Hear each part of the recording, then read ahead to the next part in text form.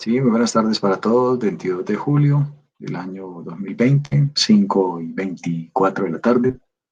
La idea de esta presentación, de esta sesión, de este video para el día de hoy es poder recapitular sobre el tema pertinente en base a la información de contabilidad 3 para los alumnos de la Universidad Minuto de Dios, sobre el cual hago el breve recorderis. Por favor, chicos, de poder presentar su quiz.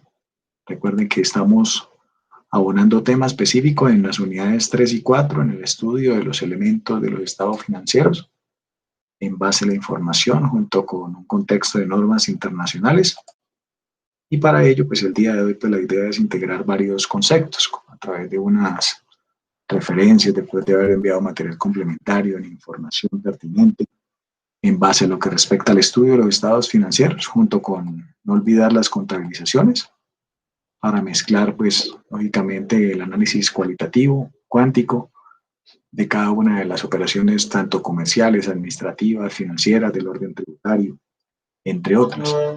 Y, pues, la idea específicamente es seguir aprendiendo mucho más y la idea, pues, es quedarnos, entonces, revisando este contexto de información que nos va a permitir seguir avanzando en el estudio de la contabilidad. Entonces, ya regálenme un minutico, colocamos aquí la información para que ustedes se sienten juiciosos en sus casas, sacando la libreta de apuntes, el lapicero y apuntando lo más pertinente y lo más importante, lo que puedan de cierta manera también como rescatar, apoyándose lógicamente a través de la internet como en la era virtual en este caso, y no siendo más, pues la idea es que aprendan mucho. Un momento.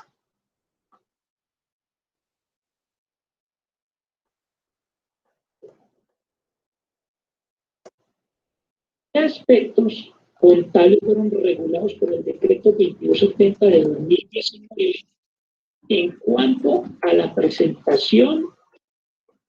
cuanto a la elaboración de los estados financieros? Repito, para efectos del video que queda después grabado.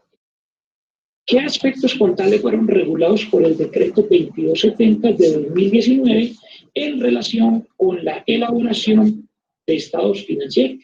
Bueno, en realidad, el decreto tuvo 7 cambios que me pueden afectar la elaboración de los estados financieros.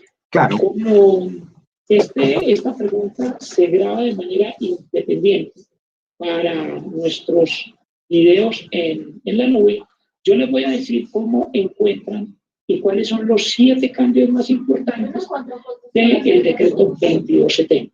Usted entra a globalcontable.com y aquí en la búsqueda busca la palabra 7 en un título donde ya se lo resumí aquí en este portal y se llama 7 cambios contables que todos debemos conocer, 7 cambios en normas contables que todos debemos conocer.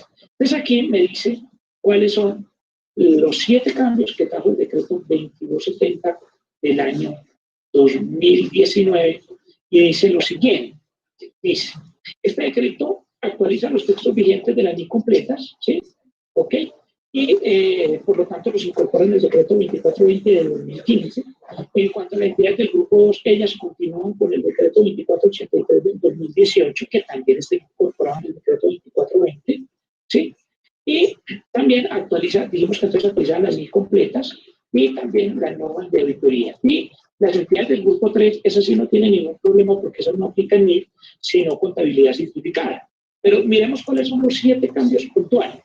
El primero es que adopta el marco conceptual 2018, que emitió el IAB y que define los activos como derechos sin que sea necesario demostrar beneficios económicos futuros. Entonces, habíamos dicho que si, por ejemplo, yo tengo un inmueble y ese inmueble yo no lo uso, no quiere decir que yo le deba dar de baja por el hecho de que yo no lo use, ¿sí? ¿Por qué no? Es porque yo sigo siendo el dueño, sigo teniendo un derecho sobre él, ¿sí?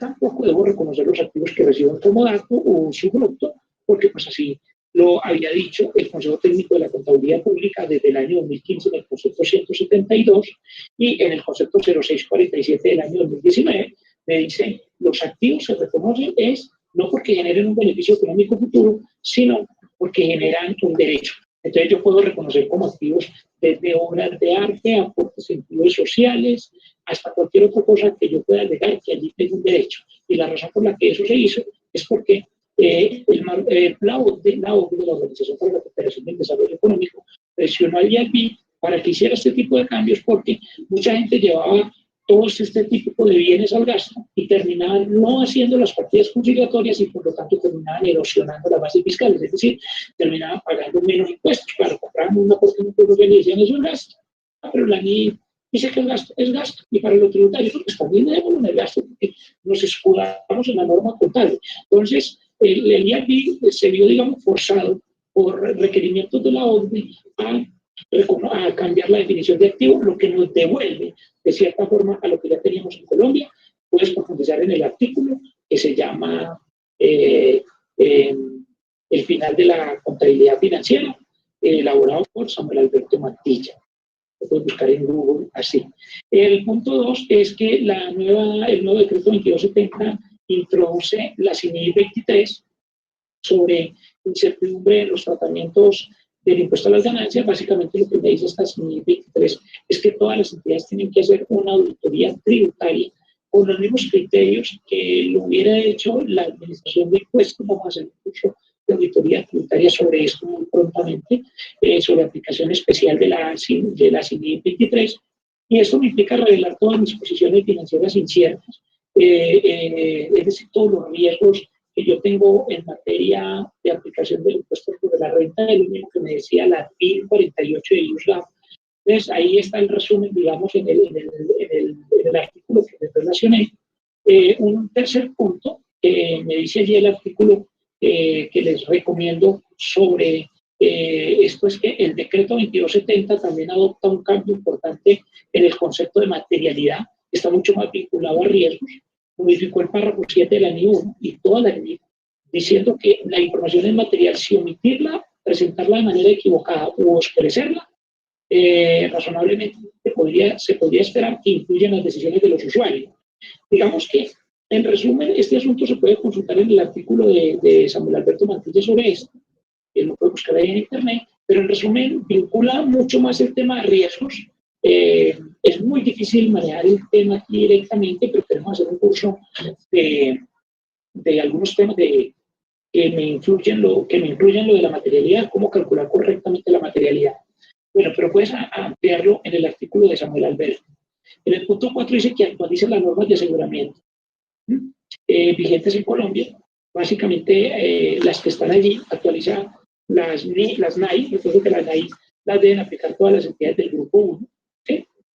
Y las del grupo 2, que son las que aplican las MIPYMES, solo las del grupo 2 solo si tienen más de 30.000 salarios mínimos mensuales legales vigentes en activos o más de 200 trabajadores. Ahora bien, si usted es una entidad del grupo 2 que no cumple con esos topes, o si es del grupo 3, usted no aplica las NIA, usted aplica la ley 43 del 90.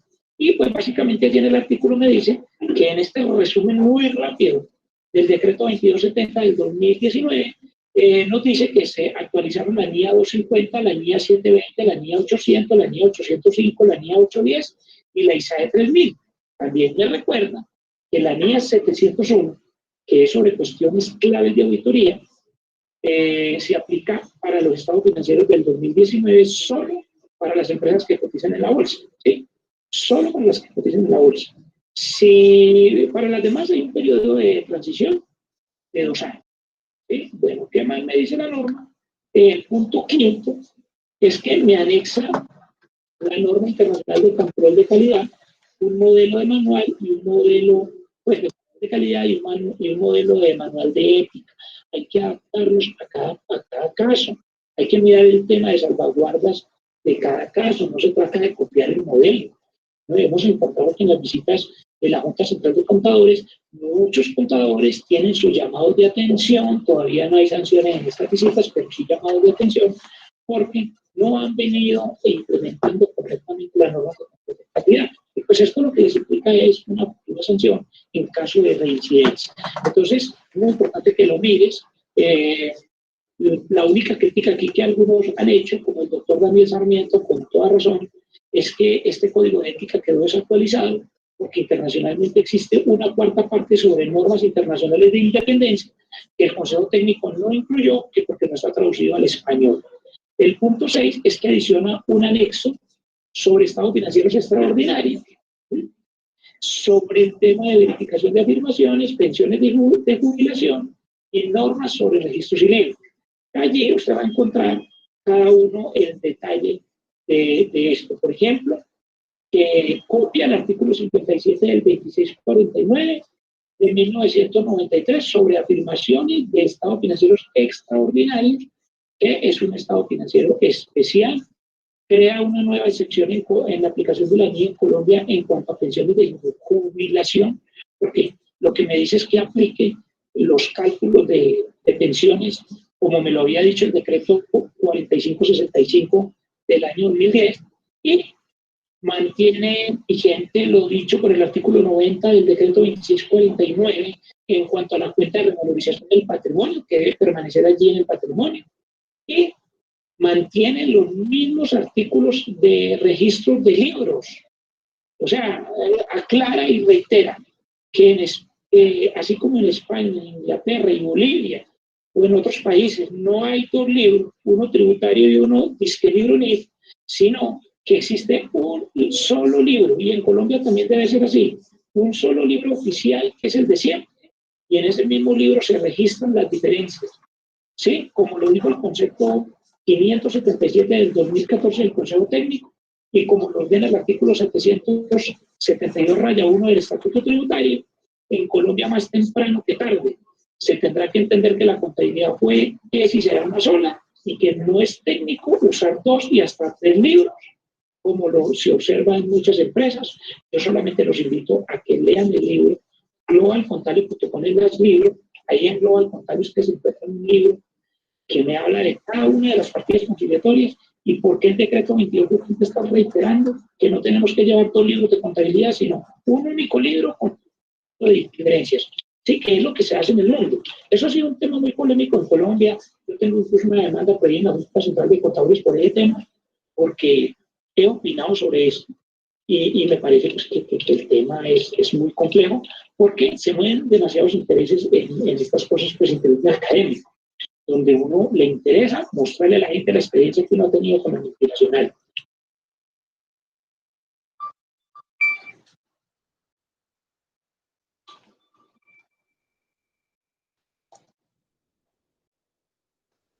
Bueno, vámonos entonces con esta parte aquí en relación a lo que tiene que ver de los cambios del grupo 1 y 2, que es una referencia en base a la información, como lo muestra aquí el doctor Juan Fernando Maquilla. Vamos a copiar este link y lo vamos a compartir posteriormente en clase o enviándoselo de una vez a través de la compañera que maneja el grupo del WhatsApp, de comunicación en el cual pues ustedes manejan. Yo simplemente les paso material, yo no pertenezco a ese grupo. Y de una vez, aprovechando el tiempo, base a la información, pues ya tenemos aquí esta parte, ya tenemos este otro, tenemos este complemento.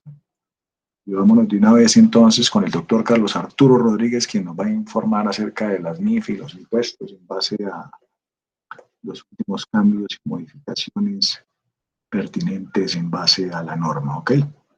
Una vez. Diana Paola, buenos días, muchas gracias, es muy amable. Muchísimas gracias al Instituto por su amable invitación. Buenos días, espero que estén muy bien. El día de hoy vamos a tratar un tema muy interesante, esto es la interacción que hay entre NIF e impuestos. Voy a tratar de hacerlo de la manera más didáctica posible. Muy bien.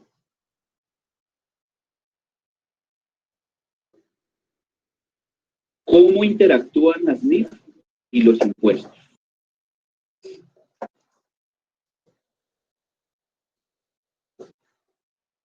Bueno, entonces les tengo 3 casos y en cada caso les tengo unas preguntas que les pido el favor que las respondan al chat y Diana Paola me va a contar sus respuestas. Primer caso. El 26 de diciembre de 2019, la empresa A, bajo un contrato de compraventa, le entregó mercancía a la empresa B, quien la recibió a satisfacción.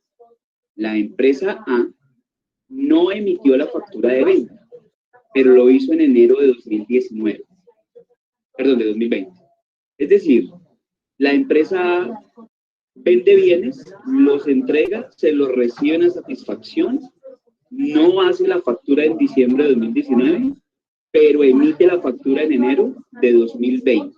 Entonces les tengo las siguientes preguntas para que las contesten por el chat, por favor. En este caso, ¿hay ingreso contable? ¿Hay ingreso fiscal para efectos de renta? ¿Hay ingreso para efectos de ICA? ¿Hay IVA? Por favor, respóndanle a Diana Paola en el chat, sean tan amables. Diana Paola, ¿qué te están respondiendo? Bueno, Glorisabel González nos dice sí. Elvira Rosso Mejía, buenos días, si hay ingreso contable porque ya se transfirió las ventajas inherentes. Nancy dice si hay ingreso contable. Oscar Ríos, hay ingreso contable. Bueno, y fiscal, no me han dicho si hay ingreso fiscal en renta, si hay ingreso para ICA, si hay IVA. Respóndanme eso, por favor. Nos dice Anderson Mora, si es venta en todas, transfiero riesgos y derechos. Maribel Casas, a todos sí. Lorena, contable, no hay ingreso fiscal, sí hay ICA. Linda Villalobos, sí a la pregunta 1 y no para las demás. Liliana Vaca, sí hay ingreso contable. Esteban Rodríguez, ingreso contable y fiscal. Diana nos dice sí porque hay transferencia de la propiedad. Nos dice Gloria, buenos días, si hay ingreso contable y fiscal y también IVA. Listo, paremos ahí, Diana. Listo, muy bien, muchas gracias. Me voy con el segundo caso.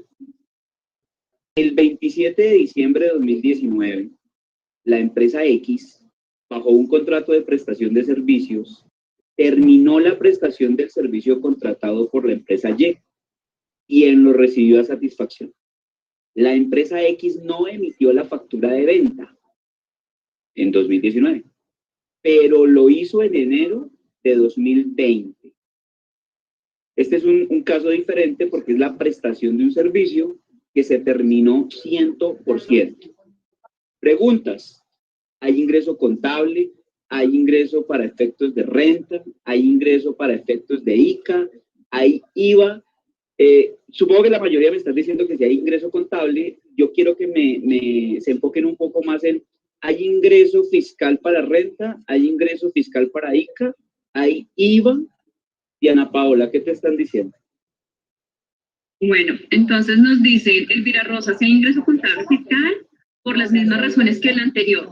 Ángela Acosta, hay ingreso contable fiscal para efectos de renta de igual manera, hay impuestos como IVA e ICA. Glorisabel González, si hay ingreso contable y fiscal. Tenemos acá más respuestas de Lorena, si hay ingreso contable, si hay fiscal, si hay IVA, si hay ICA. Nos dice Maribel Casas, sí, porque se realizó el servicio. Sí. Casas nos dice, para el todo considero sí. Franci nos dice únicamente ingreso contable. Esteban Rodríguez nos dice que sí hay ingreso contable fiscal para renta, IVA, ICA. Ok, bueno. Los ingresos reconocidos. Sí, dime. Los ingresos reconocidos contablemente son los fiscales por el principio de acumulación y de ventas. Bueno, entonces me voy con el último caso. Caso número 3. El 28 de diciembre de 2019, la empresa X, bajo un contrato de prestación de servicios, avanzó el 60% en la ejecución del servicio contratado por la empresa Y, quien recibió a satisfacción este avance. La empresa X no emitió factura de venta en 2019, pero lo hizo en enero de 2020. Entonces, difiere del anterior en el sentido de que no se prestó el 100% del servicio, sino se avanzó en la prestación del servicio en un 60%. Igual ese 60% fue recibido a satisfacción por parte del cliente contratante. Muy bien. Preguntas. ¿Hay ingreso contable? ¿Hay ingreso fiscal para renta? ¿Hay ingreso fiscal para industria y comercio? ¿Hay IVA? Diana Paola, tienes la palabra.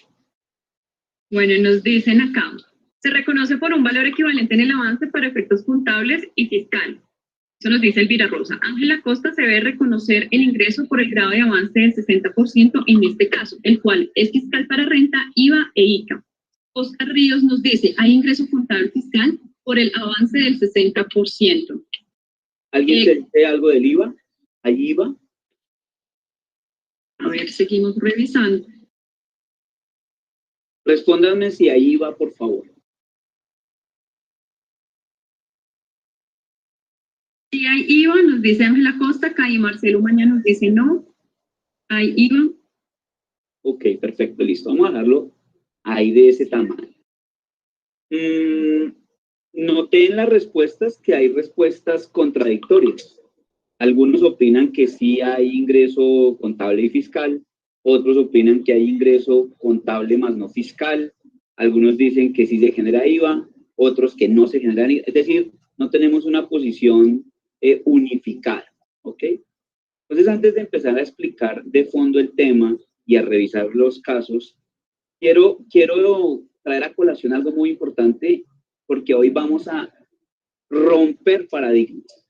Entonces, digamos que primero, antes de romperlos, entendamos qué es un paradigma. Según el Diccionario de la Lengua Española de la Real Academia, la primera acepción a la palabra paradigma es ejemplo. Entonces, un paradigma, en ciertos contextos, puede ser un ejemplo. Pero un paradigma también, en su segunda acepción, es una teoría o conjunto de teorías cuyo núcleo central se acepta sin cuestionar, que suministra la base y el modelo para resolver problemas y avanzar en el conocimiento. Es decir, son unos conceptos ya aceptados previamente, que no se cuestionan, porque si no los cuestionáramos, tendríamos que devolvernos a averiguar por qué se crearon. Yo creo que nosotros, la relación que existía entre contabilidad e impuestos antes de las NIF estaba basado en un paradigma, o en varios paradigmas. Uno de esos paradigmas era el paradigma documental, en el cual pensábamos, sin cuestionarlo, que para reconocer contablemente un hecho económico requeríamos de un documento, verbigracia, una factura. Y lo mismo nos pasaba en el tema tributario. Entonces, digamos que un paradigma sobre el que hemos trabajado todo el tiempo es el paradigma documental. Otro paradigma que teníamos muy interiorizado es que lo fiscal primaba sobre lo contable. Por eso, las vidas útiles fiscales, los contadores públicos las utilizábamos para preparar estados financieros y no nos daba pudor de hacer eso, precisamente porque, escúchenme por favor, trabajábamos sobre un paradigma. Me encontré esta historia y me pareció muy simpática y quiero compartírsela. ¿Cómo nace un paradigma? Un grupo de científicos colocó 5 monos en una jaula, en cuyo centro pusieron una escalera y sobre ella un montón de bananas. Cuando un mono subía la escalera para agarrar las bananas, los científicos lanzaban un chorro de agua fría sobre los monos que se quedaban en el suelo. Después de algún tiempo, cuando un mono iba a subir la escalera, los otros lo agarraban a palos. Pasado algún tiempo más, ningún mono subía la escalera, a pesar de la tentación de las bananas. Entonces, los científicos sustituyeron uno de los monos. La primera cosa que hizo el neófito fue subir la escalera, siendo rápidamente bajado por los otros, quienes le pegaron. Después de algunas palizas, el nuevo integrante del grupo ya no subió más la escalera. Un segundo mono fue sustituido y ocurrió lo mismo. El primer sustituto participó con entusiasmo de la paliza al novato. Un tercero fue cambiado y se repitió el hecho. El cuarto y, finalmente, el último de los veteranos fue sustituido. Los científicos quedaron entonces con un grupo de 5 monos que, aun cuando nunca recibieron un baño de agua fría, continuaban golpeando a aquel que intentase llegar a las bananas. Si fuese posible preguntar a alguno de los monos por qué le pegaban a quien intentase subir la escalera, con certeza la respuesta sería, no sé, las cosas se han hecho así aquí.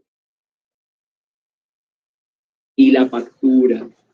Es decir, nosotros estábamos tan acostumbrados a la factura porque la factura, digamos, alineaba muchos temas. Entonces la factura servía para hacer la prueba documental de la transacción, pero también la utilizábamos para el devengo contable, o lo que llamábamos la causación anteriormente, pero también nos servía para la renta, pero también para el ICA, pero también para el IVA. Entonces todo se alineaba.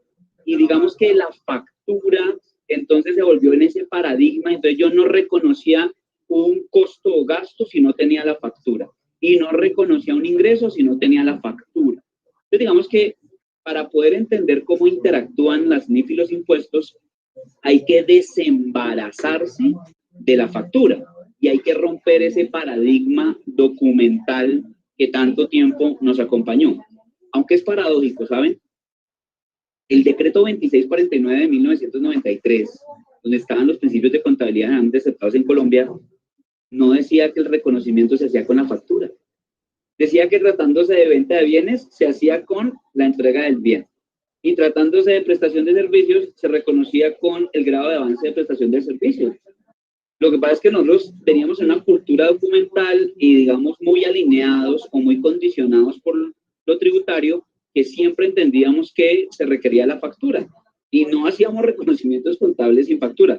De hecho, hoy todavía muchas entidades, muchas compañías siguen con ese paradigma vigente.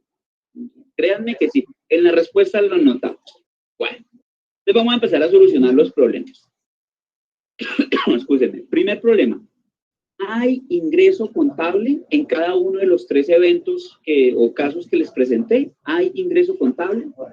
Entonces, si estamos en la NIF para pymes, el párrafo 2310, tratándose de venta de bienes, dice, miren, para que haya una venta de bien, quiero decir el devengo de un ingreso, yo requiero que se cumplan unas condiciones, en especial la del literal A. La entidad ha transferido al comprador los riesgos y ventajas de tipo significativo derivados de la propiedad de los bienes. Es decir, se requiere de que el vendedor haya transferido riesgos y ventajas sustanciales al comprador. No necesariamente la propiedad, sino el control del activo. Es decir, que con la entrega física o material del bien que estoy vendiendo, se entenderá que yo he devengado contablemente el ingreso. Entonces, en mi primer ejemplo, donde yo entregaba un 26 de diciembre, me recibían la satisfacción, pero yo no emití la factura en 2019, sino que la emito en 2020, pues claro que hay ingreso contable para entidades del grupo número 2. Porque sin importar cuándo se emitió la factura, lo verdaderamente importante y el criterio que marca el momento del reconocimiento contable es la entrega o transferencia de riesgos y ventajas. Perfecto. El párrafo 2314 del mismo estándar se refiere a la prestación de servicios y dice así: cuando el resultado de una transacción que involucre la prestación de servicios pueda ser estimado con fiabilidad, una entidad reconocerá los ingresos de actividades ordinarias asociados con la transacción, ojo, por referencia al grado de determinación de la transacción al final del periodo sobre el que se informa, a veces conocido con el nombre o el método del porcentaje de determinación. Es decir, la factura no determina el momento en que hago el devengo o el reconocimiento contable del ingreso tratándose de prestación de servicios, sino la prestación de servicios se va devengando en la medida o utilizando el método de porcentaje de determinación. En mi segundo caso, donde yo terminaba al 100% la prestación del servicio, pues reconocía el 100% de ingreso contable. Y en el tercer caso, donde había avanzado un 60%, pues reconozco un 60% de ingreso en la contabilidad, indiferentemente del momento en que se emite la factura. Porque, insisto, así suena recalcitrante, la factura no es el criterio fundamental para hacer el reconocimiento bajo NIF. Ok. ¿Qué pasa en las plenas? Funciona un poco diferente. Las entidades del grupo número 1 ya están aplicando la NIF número 15. La NIF 15 en el párrafo 2 recoge el principio fundamental de reconocimiento de los ingresos, señalando: una entidad reconocerá los ingresos de actividades ordinarias para representar la transferencia de los bienes o servicios comprometidos con los clientes, por un importe que refleje la contraprestación a que la entidad espera tener derecho, a cambio de dichos bienes y servicios. ¿Qué diferencia hay entre Grupo 2 y Grupo 1? Que para Grupo 2 existen principios de contabilidad diferentes para cada tipo de ingreso. Entonces, un principio de contabilidad para la venta de bienes, otro principio de contabilidad para la prestación de servicios, otro más para los intereses, otro para las regalías, otro para los dividendos que no provengan de la aplicación de método de participación, etc. Mientras que en la NIC 15 hay un solo principio de contabilidad que engloba o recoge a todos los ingresos de actividades ordinarias provenientes de contratos con clientes. Y es el que tenemos allí en la diapositiva. La NIC 15 tiene unas exigencias respecto de unas condiciones que se deben cumplir. Entonces, por ejemplo, cuando estoy en NIC 15, antes que nada, debo identificar los contratos con el cliente. Después debo identificar las obligaciones de desempeño de cada contrato. Por ejemplo, yo soy un concesionario de vehículos, vendo vehículos. Entonces, una obligación de desempeño es entregar el vehículo. Pues resulta que yo ofrezco mantenimientos del vehículo, comillas, gratis. Realmente no son gratis. Están incluidos en el precio de venta. Así el cliente no lo vea claramente, yo vendedor sí lo sé. Entonces yo también tendré otras obligaciones de desempeño, además de entregar el vehículo, que consisten en prestar los servicios, es decir, los mantenimientos. Pero supongamos que adicionalmente yo financio la compra del vehículo. Pues entonces resulta que tengo otra obligación de desempeño, que es la financiación. Entonces noten, parece que fue una sola transacción, venta de un vehículo, pero realmente tengo varias obligaciones de desempeño. Entonces en NIC 15 tengo que identificarlas perfectamente. Siguiente paso, determinación del precio de la transacción. Vamos a suponer que el vehículo se vendió en 150 millones de pesos. Cuarto paso, asignar el precio de la transacción a cada una de las obligaciones de desempeño. Es decir, de 250 millones, que son el ingreso, yo debo definir o asignar cuánto de los 150 millones corresponde a ingresos por venta del vehículo, cuántos ingresos corresponden a prestación de servicios y cuántos ingresos corresponden a la financiación del vehículo.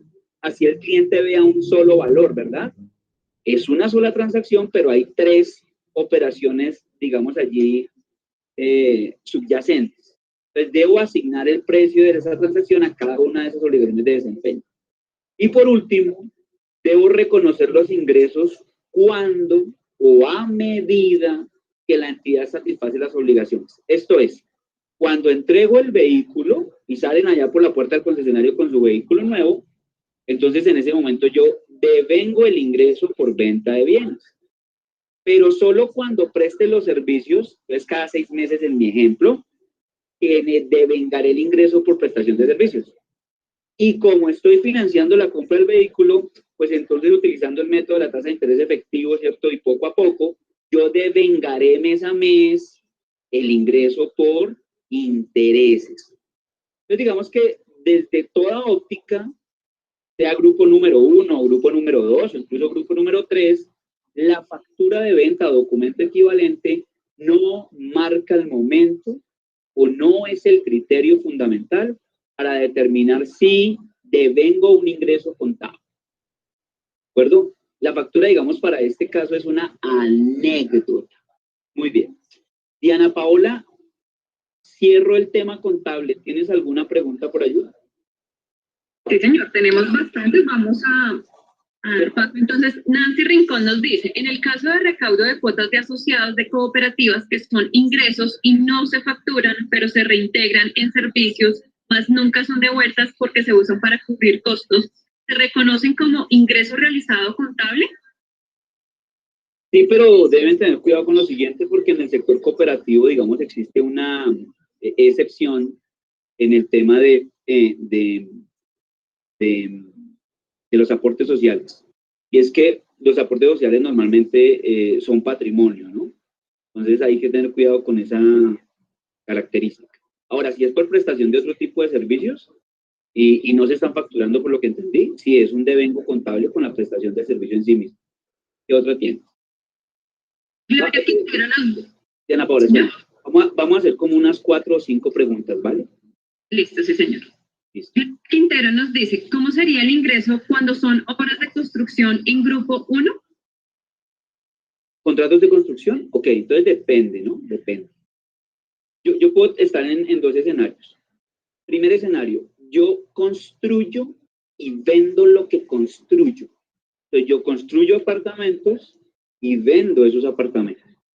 En ese caso, pues el devengo no será por grado de avance, sino el devengo será por venta de un bien cuando yo efectivamente entregue el bien y haga la transferencia de riesgos y ventajas. Ahora, si yo soy una constructora que se dedica a prestar servicios de construcción, lo que típicamente conocemos como un contratista, en ese caso sí operará el grado de avance de prestación de servicios, independientemente de cuándo se genera la facturación. Siguiente, Paola, por favor. Esteban Rodríguez, ¿en pymes aplica las mismas técnicas? No entiendo muy bien cuando me dice técnica, pero voy a tratar de explicarlo de la siguiente manera. Digamos que NIC para pymes, sección 23, y la NIC 18 anterior, tenían principios de contabilidad similares, porque tenían un principio de contabilidad para cada tipo de ingreso. Sin embargo, cuando entra en vigor la NIF 15, en Colombia fue el 1 de enero del 2018, entonces esta norma ya se aparta de lo que conocíamos como NIF 18, luego ya se aparta de la sección 23 de pymes. Entonces la NIF 15, que solo aplica para actividades de grupo número 1, tiene un solo principio de contabilidad que recoge a todos los ingresos por ingresos de actividades ordinarias. Entonces, digamos que debe tener cuidado quien hizo la pregunta, porque sí tiene diferencias en los principios de contabilidad. Entonces, lo que nos aclara acá, perdón, es la misma técnica contable. ¿En pymes se aplica la misma técnica contable? Eso es lo que estoy tratando de explicar, Diana Paula, que si hablamos de principios de contabilidad, no son los mismos principios de contabilidad, porque en NIF 15, digamos, hay un solo principio y además hay unas condiciones especiales que son las que están viendo en la diapositiva precisamente en este momento. Esto que están viendo en la diapositiva no ocurre necesariamente en entidades del grupo número 2. Entonces vamos con la última pregunta de esta sesión. Vale. Tengo una empresa contratista y me exigen factura para el avance de obra. En ese caso, ¿estaría bien darles la factura por avance de obra o no? ¿Y debería manejar solo anticipos? Pues digamos que depende de administrativamente cómo se comporten. Me explico. A ver, aprovecho la pregunta para aclarar lo siguiente. Las políticas contables no deben confundirse con políticas administrativas. Entonces, en la política contable no se regula cada cuánto se generan intereses en una cuenta por cobrar, o a quién se le cobran intereses y a quién no, o si los intereses se condonan. No, eso no dice la política contable. La política contable establece es cómo se reconoce, mide y tal cuando cobro intereses, y cómo se reconoce y mide cuando no cobro intereses, y cómo se reconoce y mide cuando los intereses están por debajo del mercado. Entonces, en la pregunta que me están haciendo es, si la factura se hace con el avance de obra o no con el avance de obra, es un problema administrativo que lo deben resolver administrativamente, porque contablemente el ingreso se debe reconocer por grado de avance. Entonces yo me imagino que tendré una fluida comunicación con el director o gerente de proyecto, y con él evaluaré, presumo que mensualmente, el grado de avance de cada proyecto en los cuales yo soy contratista. Y de esa manera voy devengando el ingreso por cada proyecto. Entonces, pienso que son dos problemas diferentes. Cuando emitir la factura y esto puede ser más un tema administrativo, porque puede ser que la contraparte, es decir, el contratante, le exija la factura. Entonces, si le exige la factura, entonces pues, es un tema administrativo que hay que resolverlo de esa manera. Lo que sucede es que si usted emite la factura, pues le va a coincidir el devengo contable con el tema fiscal de la factura, que ahora más adelante vamos a ver. Ok, Diana Paola, tenemos oportunidad para una última pregunta si tienes. Bueno, sí, señor. Tenemos una de Lina Caicedo. En el caso de los servicios, ¿cuál es el soporte idóneo para reconocer ese grado de avance?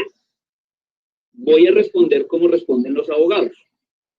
Depende. Entonces, internamente, en algo que nosotros llamamos el sistema documental, se debe definir cuál es el documento que sirve como soporte en la contabilidad para devengar el ingreso. Entonces voy a poner un ejemplo. En las universidades, entonces la universidad recibe el ingreso ahorita en junio, julio, pero la prestación de servicio educativo solamente empieza en agosto, supongamos. Entonces, es posible que esta sea una manera fácil porque es lineal, ¿verdad? Pero puede ocurrir que algunas carreras no sean lineales. Entonces, porque tienen laboratorios al final del semestre, entonces decidieron que no es lineal. Pues imagínense que en ese caso, alguien dentro de la universidad tiene que definir a través de un documento cómo le va a reportar a contabilidad para que se haga el registro. Otro ejemplo, una clínica o un hospital. Entonces, supongo que es facturación, ¿no? En este caso facturación. Entonces, facturación tendrá que informarle a contabilidad cuántos servicios se han prestado a la fecha, pero no necesariamente se han facturado, porque entiendo que la factura solamente se emite cuando se le da salida al paciente. Entonces, pensemos en un paciente que entra en noviembre y sale en enero de la clínica. Entonces, a 31 de diciembre ya se prestaron servicios de hospitalización, de quirófano, de imágenes diagnósticas, etcétera. O sea, ya hay ingreso porque hubo prestación de servicios, pero la factura no se ha emitido, porque la factura solo se emitirá en enero cuando se le dé salida al paciente. Entonces, internamente esa clínica u hospital debe definir con qué documentos se le va a notificar formalmente a la contabilidad para el reconocimiento del ingreso contable, a pesar de que todavía no exista una factura. Muy bien. Continúo, Diana Paula. Ahora vamos a hablar de renta. Entonces, mire lo que hemos dicho. Ya hablamos de la parte contable, que ustedes dominan a la perfección, NIF pymes, NIF plenas, etcétera. Y ahora vamos a empezar a resolver la pregunta en cada uno de los tres casos. ¿Hay ingreso fiscal para efectos del impuesto sobre la renta? Entonces, hay que teletransportarnos obligatoriamente al artículo 21-1 del Estatuto Tributario. En mi criterio, este artículo se constituye en la piedra angular para poder entender cómo es que ahora interactúan NIF e impuestos. Quiero que se concentren en esta expresión. Modelo de conexión formal con excepciones. Es decir, en Colombia, la ley tributaria quiso que la manera de interactuar con las NIF sea a través del modelo de conexión formal con excepciones. Es decir, si cuando se acaba esta pandemia usted va a un cóctel de contadores y allá dice bienvenidos contadores que entienden contabilidad de impuestos y a usted le preguntan, venga, ¿cómo es que interactúan las NIF y los impuestos? Usted diga, basados en el modelo de conexión formal con excepciones. Es decir, la contabilidad y los impuestos están conectados formalmente, pero la ley tributaria quiere que existan algunas excepciones en esa conexión. O sea, no es una conexión absoluta, ¿ok?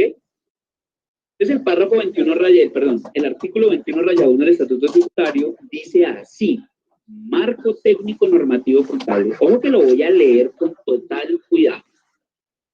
Para la determinación del impuesto sobre la renta y complementarios, ahí no dice que para el IVA, no dice que para el ICA, no dice que para el impuesto al patrimonio, no dice que para la formalización, no dice que para el degüello de ganado mayor, no, ahí dice, para la determinación del impuesto sobre la renta y complementarios, en el valor de los activos, pasivos, patrimonio, ingresos, costos y gastos, los sujetos pasivos de este impuesto obligados a llevar contabilidad aplicarán los sistemas de reconocimientos y medición de conformidad con los marcos técnicos normativos contables vigentes en Colombia.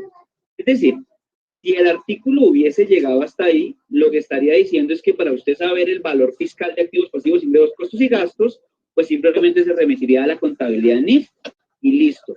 Y entonces Alicia en el País de las Maravillas. Pues resulta que el artículo no va para ahí. El artículo dice, usted utilice las NIF para saber el valor fiscal de activos. Cuando la ley tributaria remita expresamente a ellas, es decir, a las NIF, y en el caso en que éstas no regulen la materia. Es decir, cuando usted esté preparando su declaración de renta y usted sea de aquellos obligados a llevar contabilidad, ¿qué va a ocurrir? Que usted pues va a utilizar el estatuto tributario. Ese es el libro de oro cuando uno está haciendo la declaración de renta, ¿verdad? Sin embargo, usted va a tener que utilizar las NIF haciendo la renta, pero no cuando usted quiera o no cuando su libre albedrío se lo indique o su intuición. No, no, no. Usted solamente puede utilizar las NIF preparando la declaración de renta en dos eventos muy puntuales. Primer evento, cuando la ley tributaria remita expresamente a las NIF. Es decir, cuando en el estatuto tributario haya remisiones expresas donde le dicen vaya y pregunte a las NIF cómo se hacen. En ese caso, usted utiliza las NIF. ¿Okay? Segundo evento, en los casos en que ésta no regule la materia. Es decir, si en el estatuto tributario, esto es, la ley tributaria, existen vacíos legislativos, porque eso quiso el legislador, hay vacíos, o sea, hay temas que no se regularon, esos vacíos automáticamente se llenan con NIF. Ya que las NIF se utilizan en dos eventos. Uno, cuando hay una remisión expresa desde la ley tributaria hacia las NIF. Y dos, cuando hay un vacío. Les hago una pregunta para que se la respondan, por favor, a Diana Paola. Entonces, pregunta, ¿las NIF sí o no tienen efectos tributarios? Paola, ¿qué te respondieron ya? Nos dicen sí, sí tienen, sí. Pues yo he contestado que sí. Ustedes pongan ahí y esta noche lo pasan. Querido diario, las NIF sí tienen efectos fiscales en renta, pero solo a partir del 1 de enero de 2017 por la mañana. Solo a partir del 1 de enero de 2017 por la mañana. Porque este artículo 21-1 que están viendo fue introducido por la Ley de Reforma Tributaria del año 2016, la Ley 1819. Entonces digamos que antes no, solo a partir de esa fecha. Ok. Ejemplos de remisiones, ¿no? Pues un montón, hay más de 150 remisiones, pero aclarémoslo, pongamos ejemplos para que quede claro. Voy a salir un momento de la presentación y voy a buscar el estatuto tributario. Bueno, denme un segundo acá, me salgo un momentico. Diana Paola, porfa, confírmame que estás viendo mi estatuto. No, todavía no lo estás viendo. Un segundo. Aún no. Aún no, sí. Espérame. Ya se me perdió la pantalla. A mí por la de ya se me pierden las... Listo. Ya les voy a mostrar el stop sharing. Y ahora sí les voy a mostrar el estatuto. Aquí miramos unas cosas. Estatuto. Listo. Ahí sí ya lo están viendo. Ahora sí. Artículo 286. Listo, no, pero ese no nos sirve. Espera, buscamos otro que nos sirva. Entonces, por ejemplo, el 65. Entonces, el 65 dice, métodos de valoración de los inventarios. Para los contribuyentes obligados a llevar contabilidad, los métodos de valoración de los inventarios, esto es, las fórmulas de cálculo de costo y técnicas de medición del costo, subrayo, serán las establecidas en la técnica contable. Fíjense que ahí hay una remisión expresa desde el estatuto tributario hacia las NIF. Vamos a poner otro ejemplo. Entonces dice, base para calcular la depreciación. Entonces por acá dice,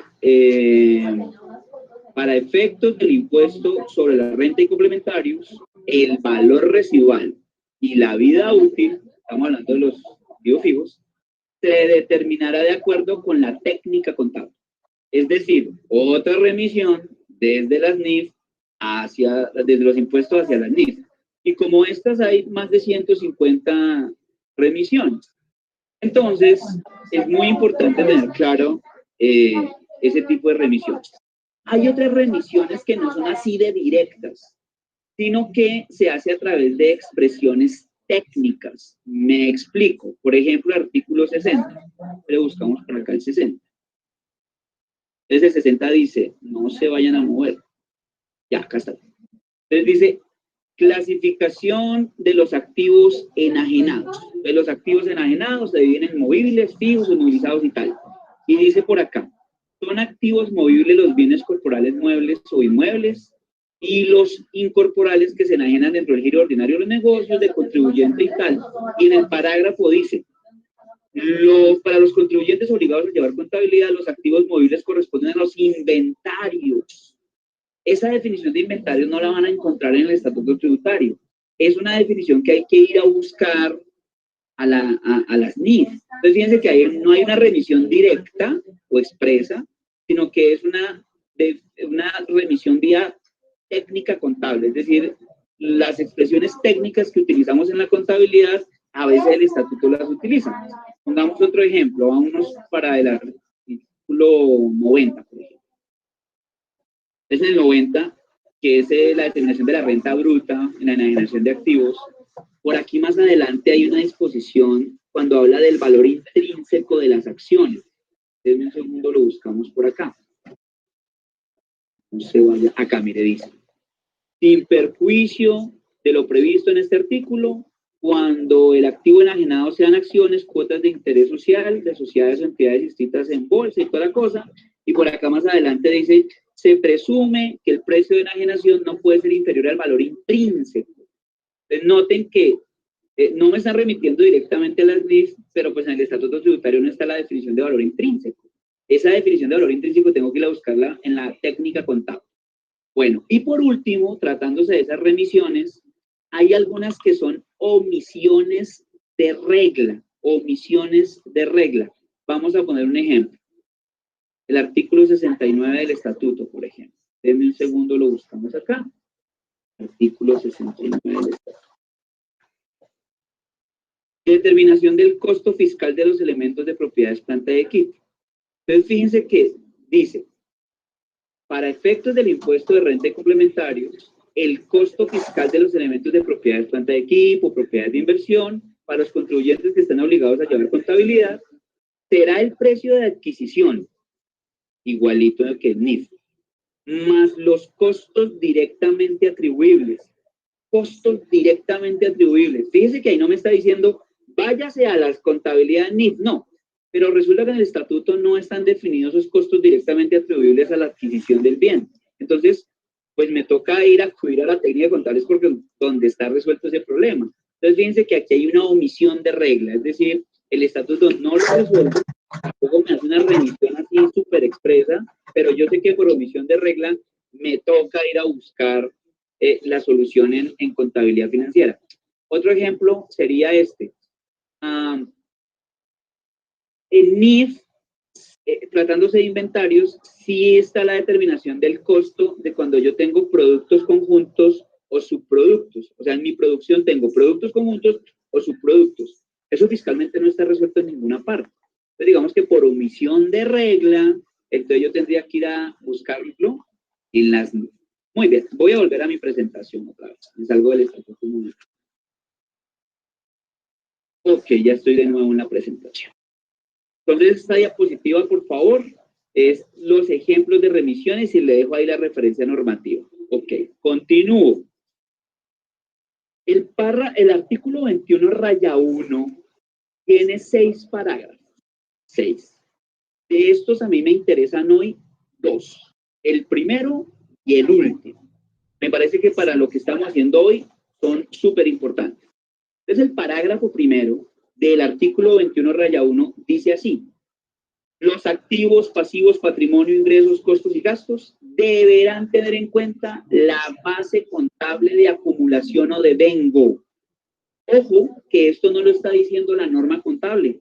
Esto es una norma que está contenida en el estatuto tributario. Es decir, el estatuto tributario está diciendo que para poder saber si hay un activo, un pasivo, un ingreso, un costo o un gasto, se debe tener prevalentemente en cuenta la base contable de acumulación o devengo, lo que antes denominábamos la causación. Conclusión: yo no requiero de una factura para saber si estoy al frente de un activo, un pasivo, un ingreso, un costo, un gasto fiscal, porque debe primar o prevalecer el principio de devengo o causación, ¿ok? Devengo o causación. Entonces, en mis 3 ejemplos, los que vimos de la venta del bien, de la prestación del servicio al 100%, de la prestación del servicio al 60%, pues en todos hubo devengo contable. Por lo tanto, hay realización fiscal, a pesar de que en 2019 no teníamos la factura en la mano y la factura no la habíamos emitido. y la factura solamente la emití en enero del año siguiente. Ok. El parágrafo sexto de este mismo artículo, recuerden que son los dos que me interesan, ¿no? El parágrafo primero y el parágrafo sexto. Los otros parágrafos los estudian, por favor, en sus horas de insomnio. Bueno, entonces dice, parágrafo sexto. Para efectos fiscales, las mediciones que se efectúen a valor presente o valor razonable de conformidad con los marcos técnicos normativos contables. Ojo, en contabilidad yo pude haber hecho mediciones a valor presente o mediciones a valor razonable. Dice, para efectos fiscales, deberán reconocerse al costo, precio de adquisición o valor nominal, siempre y cuando no exista un tratamiento diferente en este estatuto. Por consiguiente, si usted midió a valor razonable o a valor presente, las diferencias que resulten del sistema de medición contable y fiscal no tendrán efectos en el impuesto sobre la renta y complementarios hasta que la transacción se realice mediante la transferencia económica del activo o la liquidación del pasivo según corresponda. Entonces quiero que lo apunten en su querido diario esta noche de la siguiente manera y ya lo explico con ejemplos. El estatuto tributario no le jala ni al valor presente ni al valor razonable de las NIF. De entrada, el valor presente o el valor razonable no tienen efectos fiscales, salvo cuando el activo se venda o el pasivo se liquide. Entonces, mire, ejemplo. Vamos a suponer que yo realicé una venta sin financiación implícita. Una venta sin financiación implícita. Contablemente, 100 pesos. Fiscalmente en renta, 100 pesos. Pero ahora resulta que contablemente sí otorgué financiación implícita. Y yo, a pesar de que la factura dice 100, el valor presente de la transacción, porque tengo que descontarlo a valor presente, es de 88. Fiscalmente, ese valor presente no tiene efectos. Fiscalmente, la transacción se debe reconocer por 100. Cuenta por cobrar 100. Ingreso por venta de bienes 100. Sin embargo, en la contabilidad NIF dice solo 88, ¿no? Sean cuidadosos con las personas de cobros, ¿no? De cobranzas, de los que llaman a cobrar. Porque entonces llaman a cobrarle al cliente, ven, es que acuérdate que nos debes 88. Y entonces el cliente dice, no, pero es que la factura dice 100, yo la tengo aquí en la mano. Dice, sí, pero es que no es que entraron las NIF. No, el cliente debe 100, total. Fiscalmente son 100. La factura dice 100. Solo que para efectos de contabilidad financiera, como hay una financiación implícita, entonces el estándar establece que debo descontar a valor presente los flujos futuros. Por lo tanto, en mi ejemplo, eso marcó 88. O sea, ahí tendríamos una diferencia. Muy bien. Otro ejemplo. Yo tengo propiedades de inversión medidas al costo. Contablemente 500, fiscalmente 500. Pues resulta que yo pudiera tener también propiedades de inversión medidas a valor razonable con cambios en resultados. Vamos a suponer que vale 850 en la contabilidad porque le hice una reevaluación a media valor razonable. Fiscalmente, ¿qué ha pasado? Nada, porque ese valor razonable no tiene efectos fiscales, salvo cuando se vaya a vender esa propiedad de inversión, si algún día se vende. Entonces, fíjense que ni el valor presente ni el valor razonable tienen efectos fiscales de entrada. Ok. Diana Paola, ¿tienes preguntas? Sí, señor. Melissa Florian nos dice, ¿un ingreso no realizado como la valorización de un inmueble debería ser incluido en la declaración de IVA o solamente debería ser incluido hasta el momento de su realización? Bueno, Melissa, digamos que yo he tratado de segmentar la presentación de la siguiente manera. Primero resolvimos el problema contable. Ahora estamos centrados en el problema de si hay ingreso en renta. Después hablaremos del ICA y al final hablaremos del IVA. Entonces, digamos que me está preguntando por el IVA. No es el momento del IVA, pero se lo resuelvo de la siguiente manera. Digamos que en su transacción pienso que no habría IVA, ¿de acuerdo? Y en todo caso, el IVA en el evento de que existiera, tiene un tratamiento diferente que no hemos explicado. Entonces, digamos que de alguna manera le dejo en zona de parqueo la pregunta temporalmente, mientras que llegamos al IVA. Pero yo pienso que su transacción no debería haber IVA. Ok. Siguiente. Listo, entonces vamos a dar paso a algunas que nos han llegado por Facebook. Alejandro, ¿tienes la palabra?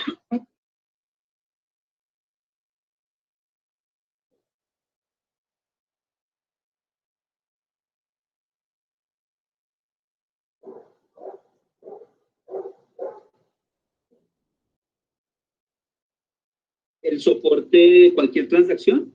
Entonces, ojo con esto. Ok, entonces ojo con esto. La factura debe existir, sin duda.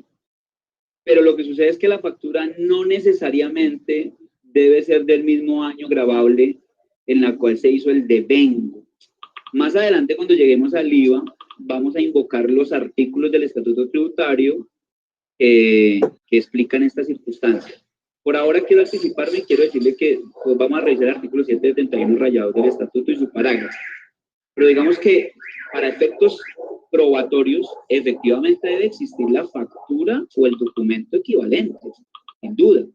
Lo que estoy advirtiendo es que no necesariamente debe ser del mismo año del devengo. Por eso en mis ejemplos siempre advertí, y se emitió en enero, y se emitió en enero, y se emitió en enero. Digamos, por favor, siguiente pregunta. Perfecto, doctor. La siguiente pregunta desde Facebook nos la hace Ángel María Fierro. ¿Por qué Sí. el artículo 2 del anexo 6 del decreto 2270 del 2019 sigue sosteniendo el sistema de partida doble? Porque desde que conocimos a don Luca Pacioli, no nos hemos inventado uno diferente. Entonces, digamos que seguimos hablando de partida doble. Ahora, quiero hacer una claridad, ¿vale? Porque esto es importante tenerlo en cuenta. Cuando nosotros estábamos bajo principios de contabilidad generalmente aceptados en Colombia, nosotros teníamos básicamente dos decretos. El 2649, donde estaban los principios de contabilidad, pero teníamos el 2650. Y en el 2650, digamos, estaba la descripción de las cuentas, la dinámica de las cuentas y el catálogo de cuentas. Era el modelo instrumental. Resulta que las NIF, en su concepción, no están diseñadas para llevar contabilidad. O en otras palabras, para hacer contabilidad. Por eso las NIF no traen ni descripción de cuentas, ni dinámica de cuentas, ni catálogo de cuentas. Porque las NIF, en su concepción, están pensadas para presentación de información financiera. Entonces, a la pregunta que me están haciendo de la partida doble, digamos que digamos en el marco conceptual, en el enfoque teleológico de la NIF, sí subyace la partida doble, pero digamos que no es explícita en un modelo instrumental porque no tenemos catálogo, no tenemos registros contables propiamente dichos. Muy bien. Siguiente pregunta, por favor. Doctor, seguimos con las preguntas desde YouTube. La primera pregunta nos la hace Mario Pinzón. Las valoraciones de activos, ¿cómo sería su tratamiento fiscal o efecto fiscal? ¿Me repite, por favor, que no me entendí la pregunta? Claro que sí, doctor. Las valoraciones de activos, ¿cómo sería su tratamiento fiscal o efecto fiscal? Bueno, no entiendo muy bien la redacción de la pregunta, pero trato de explicarlo de la siguiente manera. Es posible que bajo NIF algunos activos se puedan reevaluar. Entonces, por ejemplo, propiedad, planta y equipo. Puedo voluntariamente optar por el modelo de reevaluación. Si lo hago, entonces esa reevaluación es mayor valor del activo contra un superávit por reevaluación. Bien. Es decir, entre comillas, Ori. Es posible que yo tenga propiedades de inversión. Si yo opto por el valor razonable en las propiedades de inversión, entonces ese mayor valor de propiedades de inversión va directamente al estado de resultados, no al ORI. Ahora, fiscalmente, ¿qué pasa? Fiscalmente esas mediciones hechas a valor razonable no se aceptan, como lo establece el parágrafo 6 del artículo 21-1 del Estatuto Tributario. Es decir, yo contablemente puedo reevaluar propiedades de equipo. Esa reevaluación no tiene efectos fiscales en renta. Yo podría medir a valor razonable las propiedades de inversión. Ese valor razonable no tiene efectos fiscales en renta.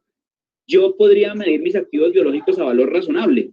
Ese valor razonable no tiene efectos en renta. Pero en renta existen unas reglas especiales para actualizar el valor de los activos que no existen en la contabilidad financiera. Por ejemplo, para efectos fiscales yo puedo utilizar el avalúo catastral. Ese avalúo catastral solo tiene efectos fiscales en renta. Ese avalúo catastral no se acepta para efectos contables. En el artículo 70 y 73 del estatuto tengo a mano los reajustes fiscales sobre los activos fijos. Fíjese que ese reajuste fiscal solo tiene efectos fiscales, pero no tiene efectos contables, es decir, no se acepta en NIF. ¿Okay? Entonces son dos tipos de valoraciones. Hagamos la última pregunta, por favor, de esta sección. Perfecto, doctor. Nuestra última pregunta desde YouTube nos la hace David Avendaño. ¿Sí? Todas las diferencias generales, contable y fiscal, por valor razonable y valor presente, ¿qué impacto tienen a efectos del impuesto diferido? Excelente pregunta. Mire, si yo hago mediciones a valor razonable, estoy incrementando el valor del activo, contablemente hablando, y fiscalmente no estoy teniendo ningún efecto. Eso significa que el valor contable del activo va a ser superior que la base fiscal. ¿Estamos de acuerdo? Eso normalmente genera una diferencia temporaria que a la postre derivará en un pasivo por impuesto diferido. Entonces, medición a valor razonable. Ahora, las mediciones a valor presente. Resulta que yo tengo una cuenta por cobrar en la que hay financiación implícita y la descuento a valor presente. Me devuelvo en la diapositiva, como este ejemplo que tenemos ahí. Luego, esa cuenta por cobrar, que nominalmente vale 100, contablemente en NIF vale 88. Entonces, fíjese que fiscalmente vale 100, pero contablemente vale 88. Hay una diferencia. Entonces, en mi criterio, el mío, Carlos Arturo, yo opino que esos 12 pesos de diferencia no generan impuesto diferido, toda vez que no tienen una consecuencia fiscal futura, porque esos 12, como lo veremos más adelante, no están grabados. Sin embargo, quiero advertirle que existen colegas que piensan que si hay impuesto diferido, ¿no?, por el efecto que hay en la tasa efectiva de tributación. Entonces, le doy las dos opciones. Yo opino que no se genera impuesto diferido cuando se marca valor presente, en el caso de las cuentas por cobrar, por ejemplo, porque no hay consecuencias fiscales futuras de esa diferencia que yo no denominaría temporaria. Pero hay colegas también con una opinión muy respetable y además muy plausible, digamos, que opinan que sí lo hay porque hay afectación en la tasa efectiva de tributación. Entonces le dejo las dos alternativas.